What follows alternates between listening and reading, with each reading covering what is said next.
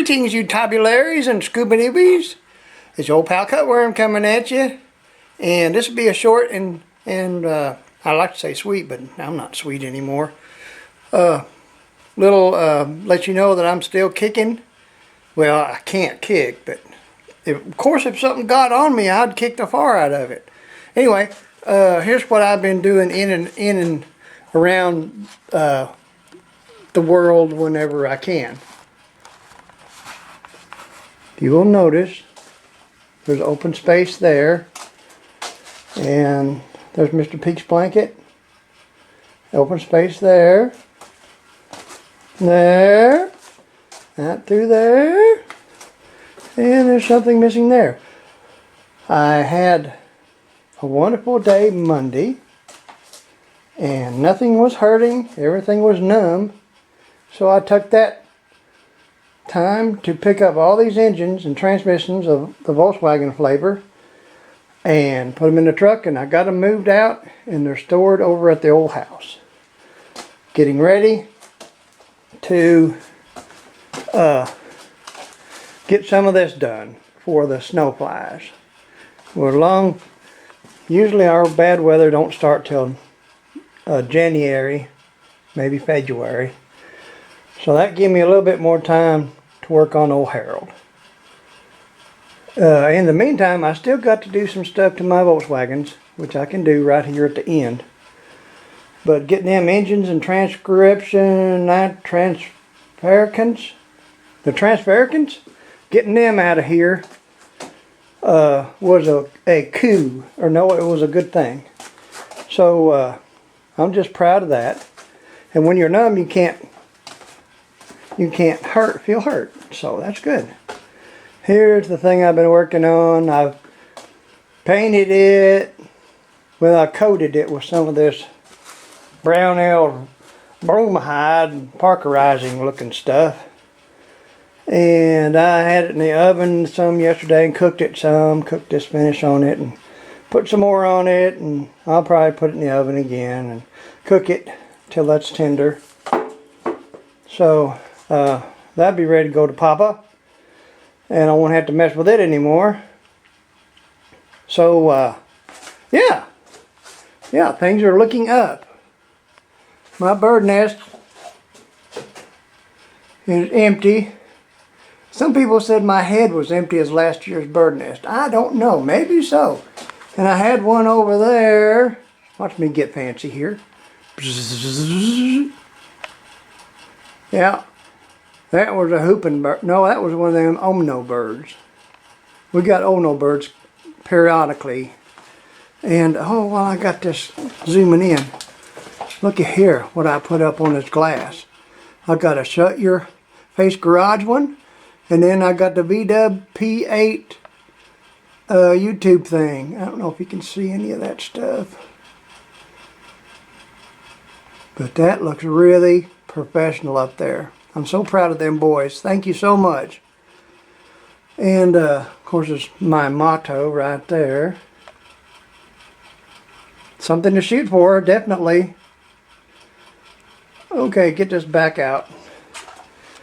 There we go. I've been getting some stuff ready for that. Look at how nice and clean my paint guns are. Yoo-hoo! Actually, I got one that I used really clean. And this is one box of Crosley parts, and that's some Crosley parts to the last one I'm doing is a round side pickup, which is a little tiny Crosley pickup that they made. There's two you didn't see very often. I put them on a magnet along with one of my first things, and I just kept it at the old shop on the door. So now I've moved it here so I can see them boys. And I think that's all I'm going to do. It's 80 degrees with 13 o'clock here. I wonder if that one matches that one. Kinda, yeah. Okay. That's about it. This is going to be a Swift and whatever and stuff like that and everything. But you can see, I can see room around the sides, and there's still more to leave. And when I get this, I've been scratching around on this dirt, which is, I'm not gonna lie to you, this is hard on a guy with my legs all messed up. But I've been scratching around on that, getting that level for the concrete. And that'll be something to do pretty soon, do the concrete. My neighbor's gonna do it for me since I'm ignorant. And oh, this is a wonderful thing. I got to do the brakes on it and drive it around some more. I drove it like it is, it's fine. And it's got Mr. Peak's engine in it, and it sounds really good. And I'll do a sound, somebody's wanting to do a sound video of these things rumbling. That's the killer one right there. That'll drown all of them out. And I have to say, this is the funnest, probably the funnest, it is the funnest one to drive. Because it will tear out, boy. And I'm almost conflicted to putting that engine over in this car. This car does good, but it's just kind of like Grandma's car. It pokes along. And of course it doesn't have a full pedal on the accelerator. It doesn't have a full accelerator pedal because the cables are wrong on it. But it goes down the road. And let's see, one more thing. Me and my little granddaughter, I told her if she'd help me fix this, I'd let her drive it. A little TR7. I wonder if it's latched. Nope, it ain't latched. It don't look like it, but we put a water pump in it. And we were putting new hoses on it. And some other little goober things. And got the intake and stuff back on it. We'll clean everything up. I've had the radiator fixed so it'll be cool, run cool, and I've got a new battery for it. So this may be on the road pretty soon. When I bought it, it was running and driving, and I took it up and down the road a couple times. Zoom, zoom, zoom. It does pretty good. So I'm anxious to try this and drive this thing a little bit. And she's anxious to drive this into a tree or something. Bless her heart. But you know, you got to get them started early. I didn't get to drive until I was, I don't know, 16 or 17, because my parents wouldn't let me drive their cars. And everybody in driver's ed had already been driving all sorts of stuff. So I was kind of at a misconception there. But I learned. But I also figured out that the earlier you learn something, the better you can sharpen your skills.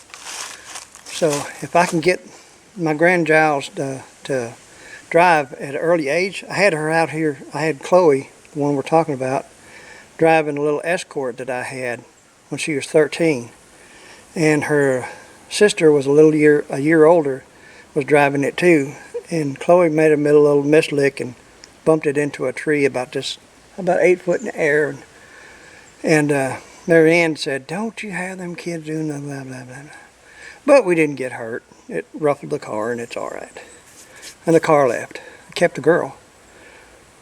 But the earlier you learn something, the more you can practice and get better at it. And I don't care if it's driving, playing pinochle, or whatever. 80% of your skill at doing that stuff is your self-confidence. And the other 80% is your skill. But your self-confidence is what makes things work right. That's the way our head works. Even if we don't have much skill at it, if we believe we can do it, we're going to go ahead and do it anyway. Or they can, I don't. So, gee, that's the thing that I know of right now. It's beautiful. Oh, it's beautiful here in Arkansas. It's 80 degrees, beautiful. We get a cool breeze coming through here, and I should be out here doing stuff. Unfortunately, I'm changed medicine and all this other stuff, and I'm kind of Trying to get used to that. But I did have that one really good day. I could just pick things up and throw them and done stuff I shouldn't have done, and it didn't hurt me because I wouldn't know if it hurt me anyway. Yeah, okay. I love y'all, and thank you so much for your love back and your prayers and everything else.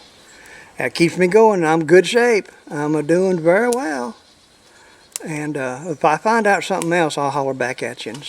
So, y'all be careful. I love you. Bye.